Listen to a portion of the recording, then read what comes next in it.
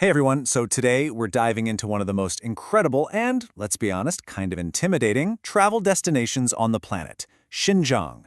It's this amazing land of huge vistas and ancient history, but planning a trip there can feel like you're trying to solve a massive puzzle. But don't worry, we're going to make it simple. This is your cheat sheet. Right? You hear these poetic, almost magical names for places like Kana's Lake and Siram Lake. You see the jaw-dropping photos, but the first question that pops into your head is always the same. How? How do I actually get there? What are the real, practical steps to make a trip like this happen? Well, that is exactly what we're going to break down today. Okay, so here's our roadmap. We're going to start with the absolute modern essentials, what I'm calling your digital passport. Then we'll tackle the on-the-ground stuff, permits, crowds, and timing. After that, we get to the really fun part, choosing your own adventure between the stunning north and the historic south. And of course, we'll hit the highlights of each. First things first, before you even think about what clothes to pack, you've got to get your phone ready. Trust me, this is completely non-negotiable if you want a smooth trip. You know, I really can't stress this enough. Modern China is a largely cashless society. It's like the country's tech boom just leapfrogged right over the whole credit card era and went straight from cash to mobile payments. I'm talking everything from fancy restaurants to the guy on the corner selling fruit. Everyone is using their phone to pay. Getting this sorted out before you go is the single most important piece of prep you can do. So, think of this as your digital survival kit. For payments, Alipay is your #1 choice, your MVP. It is a total game changer because you, as an international traveler, can link a Visa or MasterCard directly to it. No need to figure out how to top up a balance. For getting around, well, Google Maps is a no-go, so you're going to rely on Gade or Baidu Maps. And of course, if you want to access your familiar apps from back home, a good, reliable VPN or an international eSIM is an absolute must. And you know what? Setting up Alipay is surprisingly easy. You just download the app, register with your phone number, and then do a quick identity verification. Now, you'll see Taibao Zeng here, which is the specific ID for Taiwanese travelers. For most other international visitors, you'll just use your passport for this step. Once that's done, you add your credit card and boom, you are ready to pay for pretty much everything with a simple QR code. Oh, and here is a fantastic pro tip. You're going to want to remember the number 200. Why?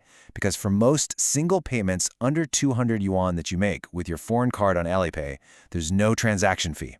This is a huge money saver for all those little daily purchases. You know, snacks, drinks, souvenirs, all that good stuff.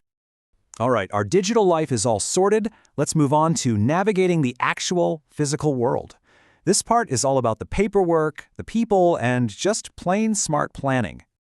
So like we just mentioned, your main ID is basically your master key for everything. For travelers from Taiwan, that's the Taibaozhang.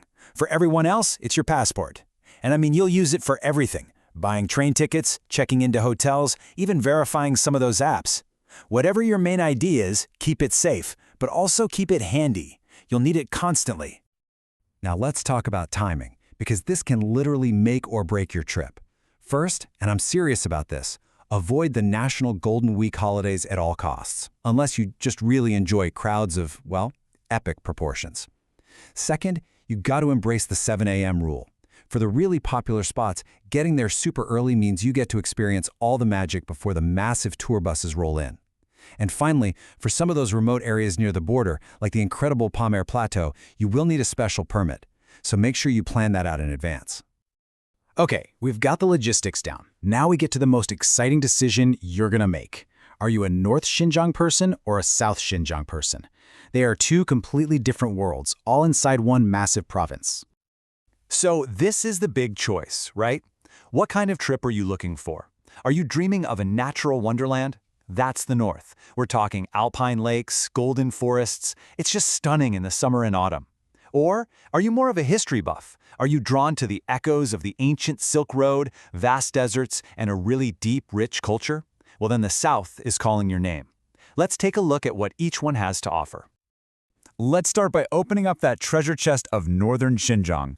This place is an absolute paradise for anyone who loves nature. A human world's fairyland. Now that is not some marketing slogan somebody made up. It's a real, genuine description people use for Canis Lake. It's one of those places that just feels otherworldly. It's famous for its colors that seem to change by the hour, and of course, the legends of a mysterious lake monster. So if you want to really experience Canis, here's what you do. First, you climb the 1,068 steps up to the Guanyutai viewpoint.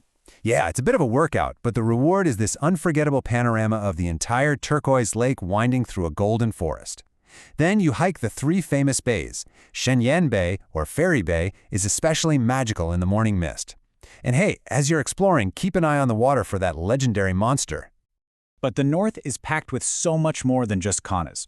In Himu village, you have to wake up before dawn to see this truly sublime moment when the first light hits the valley, and all the mist and smoke from the cooking fires rise from the traditional log cabins.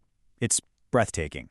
At Seiram Lake, the Atlantic's last teardrop, just driving the loop around it feels like you're on another planet. And for all you road trippers, the Duku Highway isn't just a road, it is the destination. You will literally drive from green summer pastures, up through autumn colors, into snowy winter passes, and back down again, all in a matter of hours. Okay, let's totally shift gears now and travel south, leaving the realm of pure nature and heading straight into the heart of history and culture.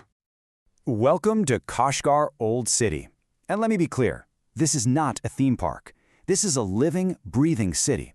It's the only preserved maze-like urban block in all of China. Just walking through its alleyways is like stepping back in time to the glory days of the Silk Road. You're surrounded by vibrant culture and ancient architecture. It's the real deal. So, how do you soak it all in? Here's a simple plan for a perfect day. Start at 10 a.m. with the grand opening ceremony.